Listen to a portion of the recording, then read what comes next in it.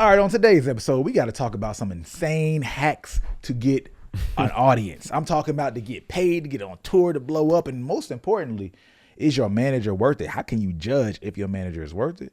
And we're coming with the hard facts, some good examples. Starting with this one right here. We're not even getting to the intro. Y'all know who y'all are. No labels necessary. Let's play a clip. The headline being, "This is crazy. You won't believe what this manager did to get her band on tour." On today's edition of The Music Industry is a fucking wild place. Just saw a video posted by this manager named Liz. She has another manager friend that works with an indie rock band with relatively no Spotify monthly listeners, no real fan base. No one's ever really heard of them. Yet she just saw that they've sold out a 10-date tour in 10 different markets with 200 capacity venues. So she's scratching her head like, what the fuck's going on here? How is this possible? So she approaches her manager friend and she's like, hey, I know that there's like 200 capacity venues on this tour. I see it's sold out, but like, how many tickets can your band actually sell? The dude says 50. So she's like scratching her head like, well, then how are we selling out? The guy hired seat fillers, paid $4,000 a show, $40,000 for the tour, to basically fill the additional 150 seats in every city. Now you're thinking, this is crazy. Why would you ever do that? Well, how would you ever make your money back? The band got picked up by a bigger booking agency and now is opening up for a major act on a national tour. Like, the music industry is not a real place. All right. We're going to start here and then get into the details. Genius or failure waiting to happen? Well, I think genius either way. I think, well, I'll just leave it at genius either way? Yeah, genius either way.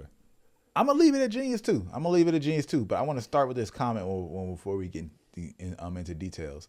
So Mufasa Longfellow said the band got picked up on false pretenses.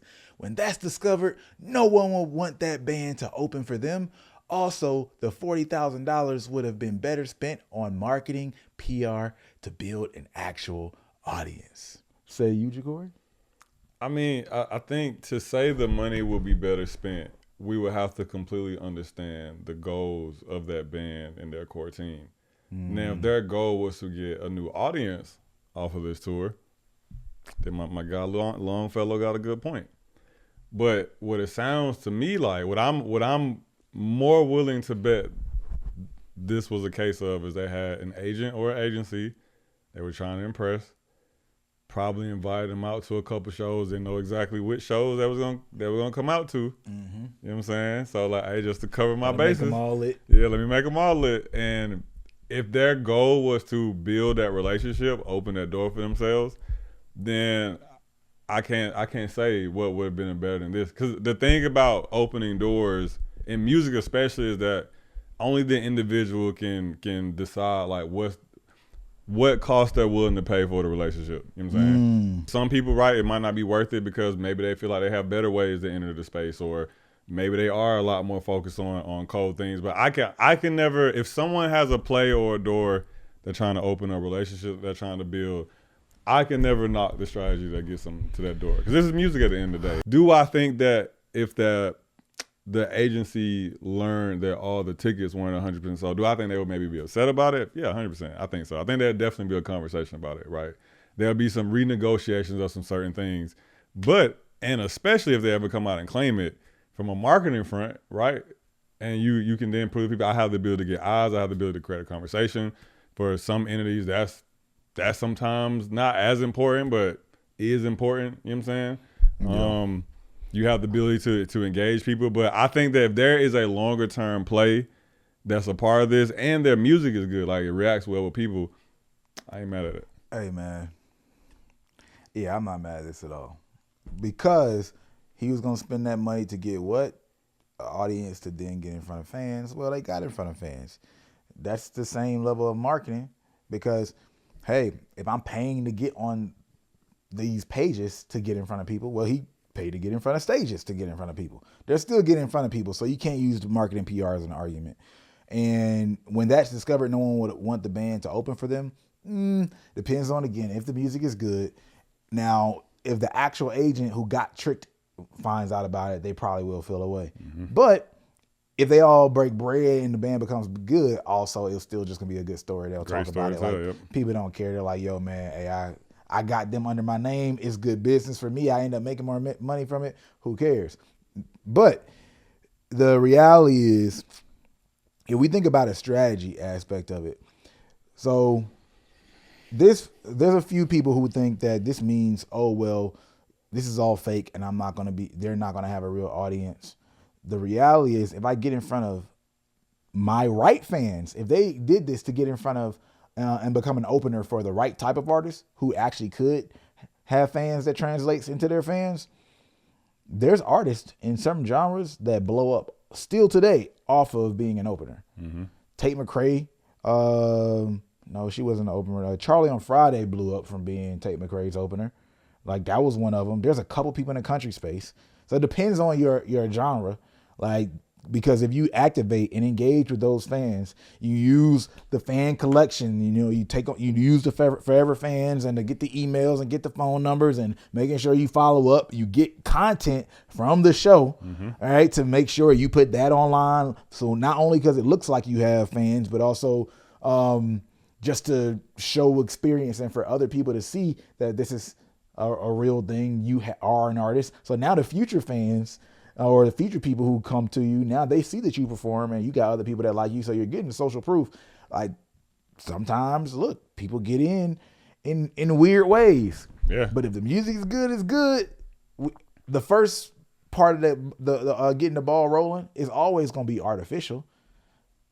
This is just a different type of artificial. Yeah, and I feel like the part that's being missed too is, I mean, they said that they were already selling out 50 tickets. They're already selling out a quarter of each venue. So these aren't like nobodies, clearly, right? You know what I'm saying? Like if they're able to pull out, let's say 50 to 80 a show, they're probably somewhere around like the like high, like low 100,000s monthly listeners. You know what I'm saying? Probably like a newish developing act. Like these ain't bums. You know what I'm saying? And the part about it is where I don't believe a lot of the people who are against it. Well, like I said, but if you think it's disingenuous, that's one thing. If you don't think it's genius, crazy. The part about it that makes me not believe people who can't admit it's genius is if we remove the money aspect of it, because we know how people feel about spending money with people. And everybody judges the bread that people spend based on their own reality. Yeah. Don't think about this $40,000 based on what $40,000 is worth to you. Let's just start there. Yeah, but it's like if the story was that this band couldn't sell tickets, so they hit up enough of their friends in each city, and they had enough friends in each major market to get 150 people to show up for free, everybody would think this is a genius play.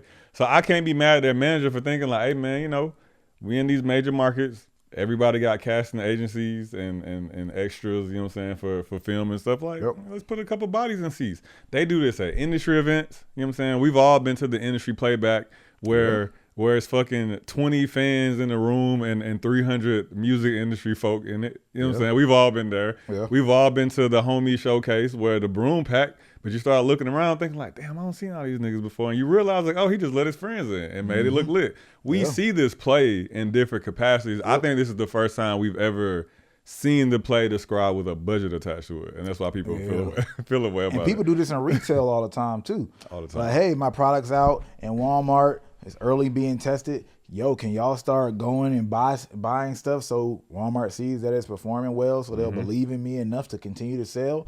Of course, if the product really is just bad, then at some point, it's all gonna stop. Yeah. But if the music is good, you just got the visibility that hopefully you were gonna get eventually anyway, or maybe that you just weren't getting that your music deserves. All right, so, well, I don't like using the word deserve, but you got a platform that you could perform on. Yeah. All right, like there's some music and people, like there's some artists that are like, yo, if I had 100,000 people that knew me, then I would be good. There's some people that's not actually true for. You have 100,000 people that know you, you have 100,000 people that say you need to go back to the lab. All right, but if your music is ready, then cool. What's the problem? So that's what they got. They got the platform shot. We'll see if, we won't see because we don't know who it is. As far as I'm concerned, the whole story could be made up. I don't really care, but I think the conversation is worth having and making y'all think more creatively. Let's get into, though, using that same concept to judge your manager. because I think this is a perfect example of exactly what Tory Lanez is talking about in this video. Manager is supposed to get you things, a good manager is supposed to get you things that you don't deserve. That's the difference between, you know, a good manager and a great manager. A great manager is gonna take you to places that you really shouldn't be at yet, but you there. A great manager is gonna do things that you really don't deserve, but you there. That's the difference, you know what I'm saying? And so for all of the artists, when they come to Umbrella, it's all about making sure that their brand is being seen in a light where it's like, wow, he doesn't really deserve that yet, but he's getting it. Now this isn't even a full clip from what I remember, or maybe I'm thinking about somebody completely different. But the breakdown that I saw is like a bad manager is basically not even worth talking about. You know, it is not getting you what you deserve or what you should have, or helping you move the ball forward, period. All right, cool. But a good manager, they say, gets you what you deserve, but you're not there all the way yet. It's like a little bit of a reach ahead of time. It's like you're about to be there, all right, but you might not be all the way there yet. A great manager is such a quantum leap that you'll end up in a room and it's like, why is he in this room? How did him being in this room connect to anything you see? Now, what I can imagine is, I'm just trying to use some examples to make it clear. All right, and this isn't always perfect because I don't want to make people feel like clout is everything. But, all right, if I meet you today and I sign you, and then tomorrow, all of a sudden, you know, I got you in this room, this party event, and it's like LeBron James private event, and all of his people are there, and then Steve Stout and all these other people are there, like all these big time execs, etc. And you're one of the people in the room. So it's like, it's a room that you don't quote unquote deserve to be in, or it's just like, this doesn't even make sense for you to be in here based on the fact that, bro, you haven't even dropped the song yet. That type of thing. And those situations are very real. Yeah. I think that's what he's talking about. Now, why we don't want it to be drawn directly to clout, but is because there's a lot of bad managers who got a lot of homies that will get you in those types of rooms.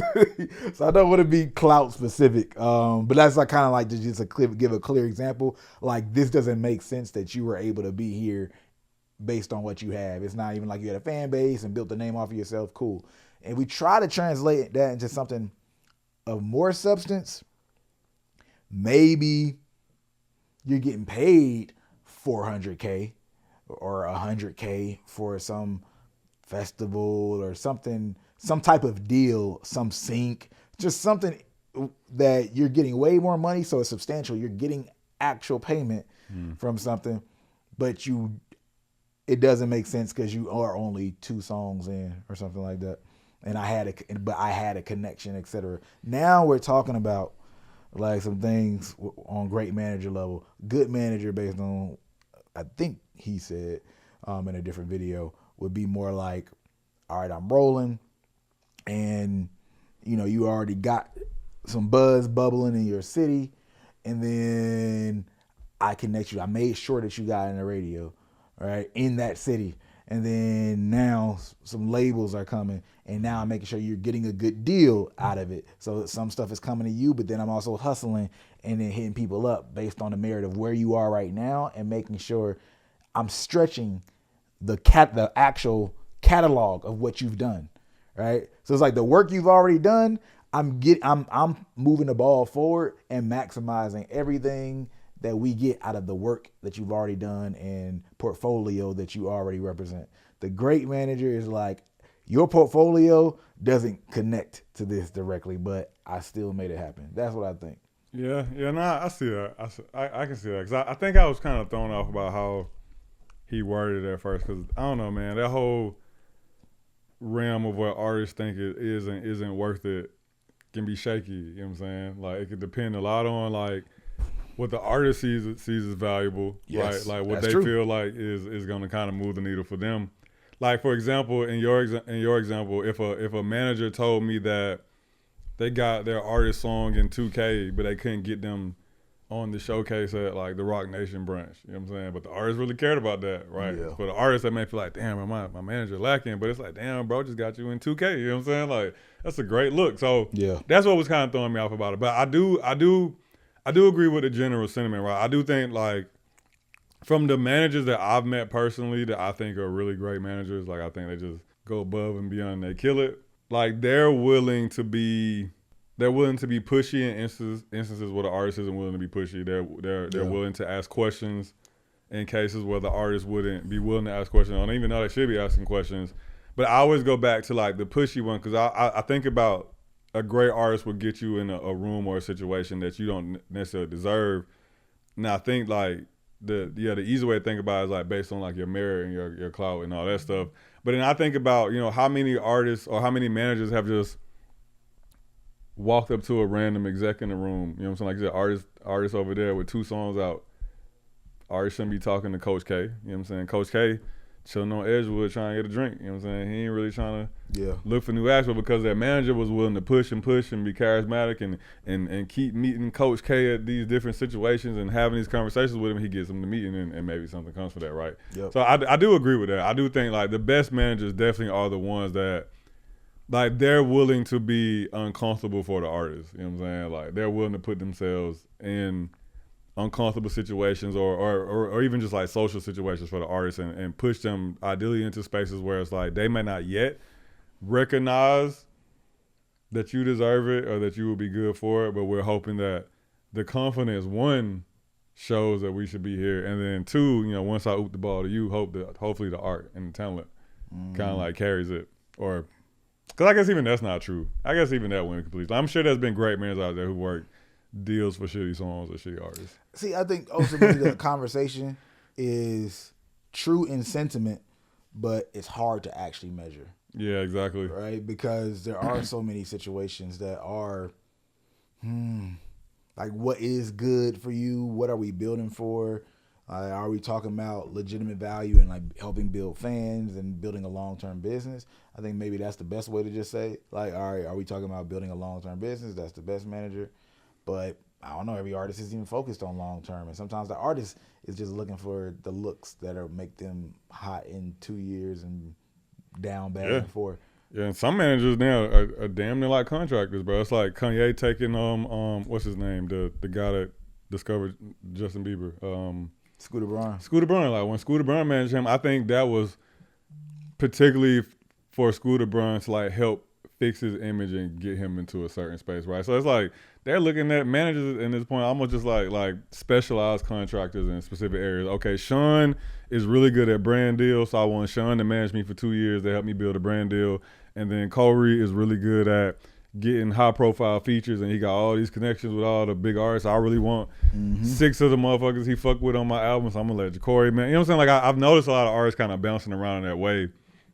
And I think that was at least what's interesting with how Tory Lanez is talking about it versus at least how I view a lot of managers today. I think that traditionally a good manager was someone that was making things appear out of nowhere based on relationships they either already have or relationships that they created. I feel like a lot more of the way that managers are being judged for today is how well can you build an artist's business. You know what I'm saying? Yes. And I think that that's a good part of it, and that is true. But I think creation is a good way to maybe say a good manager or a great manager. A great manager can definitely create. Yeah. Because what does it really mean if I already got all this access and I bring you on and I simply give you access, right? But I have no ability to get more than what I already have either. Yeah, like you should open some doors for me as well, kind of thing. Yeah, you know what I mean? So it's like, if I can't use you to then go open these other doors that I don't have, or you now have reached the ceiling of my current resources, but I don't have the ability to now go beyond my current resources or even the willingness to work outside of it, that's when you can judge a good manager versus a great manager at the minimum easier. And I think that's how large artists get messed up, not realizing this, because they will find somebody who, wow, looks amazing. Y'all got all these contacts, connections. And then the day you sign me, you do have me talking to all these people I feel like I don't deserve, or how am I getting to talk about to all these people? But all right, that person can't get you to talk to any more than those other 5 people that you know what I'm saying? That was just happened to be their friends. So you felt like they were on a roll and doing something, but when it's time for them to actually do work, they can't really do the work. That's what it is. So good manager, great manager, what you deserve, et cetera, et cetera. Tory can have that. And I think, like I said, it's sentiment, but it's hard to measure. Mm-hmm. My way of measuring is, yes, you got clout. You have all these cool things, but can you go beyond your current resources, your all your cool friends that are popular? Can you get me in the rooms other than those people who are popular? Like, can you help me create a fan base or something from scratch, right? Or go to these other places that are uncomfortable for you, and then help me lay down the groundwork and build a new infrastructure, build my city and my following in new spaces and places. Yeah. And I'm gonna leave it at that. I thought in my head that was wild. But we're gonna leave it at that because you said something that I think we need to talk about in a whole nother video. So we're gonna save it and record another video real quick. I'm Breadman Sean. Yeah, I'm Corey. This is yet another episode of No Labels Necessary. We out. Peace. Question for you. If you had a few more key additional pieces to your team and the proper marketing structure, how much more money do you think you can make as an artist, a manager, a label? Well, here's a unique opportunity because we are looking for 10 artists to not just run a campaign for, we really want to be on your team for a full year. On your team. This is a unique situation and it's not just for anybody. So listen up. You have to have good music. We're going to listen to your music. We have to have legitimate conversations. We're going to vet this. This is heavily vetted to make sure we're working with the right artist, because this isn't just a one-off campaign or just having a couple of consulting calls. We will really be going to work for you in moments, setting certain things up. So if that all sounds good to you, let me add 2 more criteria.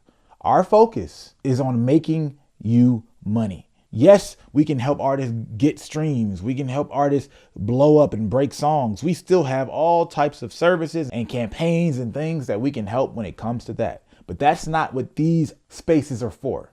These spaces are specifically for artists who are looking to make money, and we're going to be on your team focusing on the money-making aspect. So if that still sounds of interest to you, then we have one last criteria, which is this cost $10,000, which may sound like a lot of money to many of you who are really just getting started. But those of you who know what we do, what we've done, and how much it can cost to work to get some of the results that we've gotten, this is a huge discount, especially considering the fact that we're talking about focusing on making money and not pouring that money into some streams that are barely going to give you any money back. Now, if that doesn't make sense for you, that's completely fine. We still have plenty of services and campaigns. We have plenty of free videos. We have plenty of very affordable courses, free courses, less than $20 courses. But for those who want some people on their team for a year, working on getting them to crack the code on creating a fan base that loves them and mobilizes when you need them to move and monetizes when you need them to support you. This is what this is for. You can apply at the link below this video or go to nolabelsnecessary.com/grow. Again, that's nolabelsnecessary.com/grow.